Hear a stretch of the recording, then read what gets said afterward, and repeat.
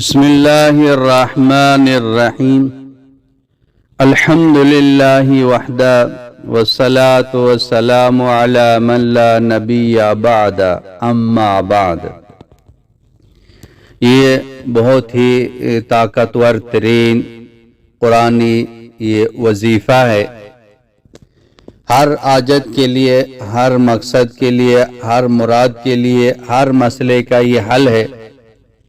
یہ قرآن پاک کی ایک آیات ہے، اور باقی یہ جو عدد ہے اور یہ جو وقت ہے، یہ عدد قرآن پاک میں بھی نہیں ہے اور حدیث پاک میں بھی نہیں ہے۔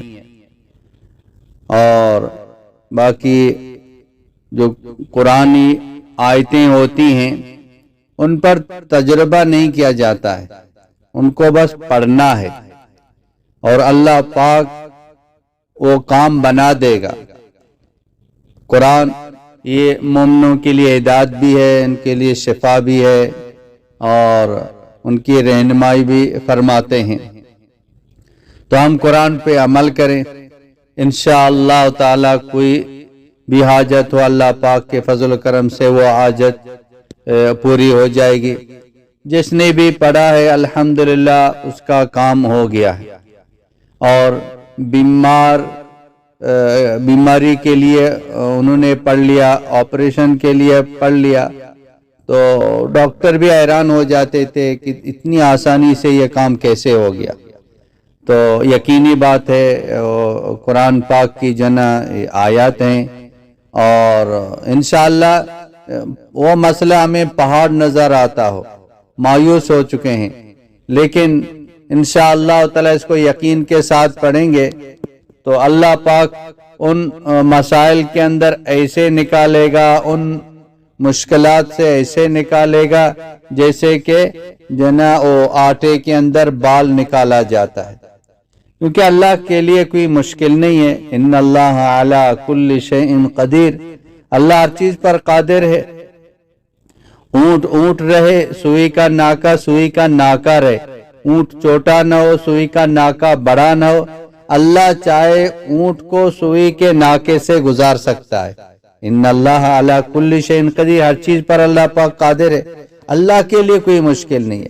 اللہ پاک کی ذات عالی کا یقین دل کے اندر ہو، اور اس کو یقین کے ساتھ استحضار کے ساتھ پڑھ لیں، اور پڑھتے ہوئے آپ کا جو مقصد ہے، حاجت ہے، اس کو ذہن میں رکھتے ہوئے آپ یہ وظیفہ پڑھ لیں، انشاءاللہ تعالی آپ کا کام بہت جلد ہو جائے گا۔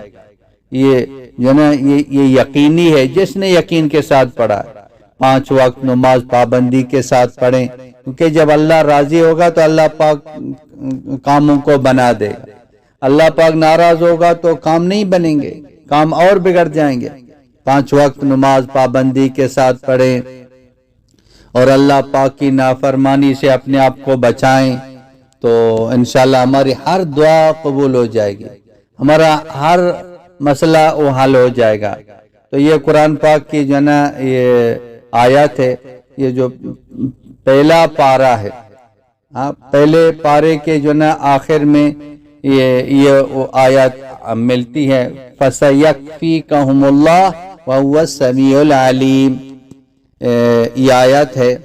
اس کو بہتر تو یہی ہے کہ فجر کی نماز کے بعد آپ اس کو پڑھ لیں۔ اگر اس وقت نہیں پڑھ سکتے، کسی بھی نماز کے بعد اس وظیفے کو پڑھ لیں۔ تو اگر نماز کے بعد بھی موقع نہیں ملا تو اور بھی کسی وقت آپ اس کو آپ پڑھ لیں۔ اور جو مستورات ہیں تو جب ان کی بیماریاں آ جاتی ہیں تو تلاوت کی نیت سے اس کو نہ پڑھیں، اس کو دعا کی نیت سے پڑھیں، تو پھر وہ اس کو وہ پڑھ سکتی ہیں۔ تو اس کو 313 مرتبہ پڑھ لیں، 313 مرتبہ پڑھ کے دعا کر لیں۔ اب دیکھو 313 مرتبہ یہ جو عدد ہے قرآن حدیث میں نہیں ہے، لیکن اس کی بہت بڑی تاثیر ہے۔ اسے علماء نے لکھا کہ 313 وہ رسول تھے، اور اسی طرح بدر کے مارکے میں صحابہ کرام کی تعداد بھی 313 تھی، اللہ نے جو نا ان کو غلبہ نصیب فرمایا، اللہ نے ان کی مدد کی۔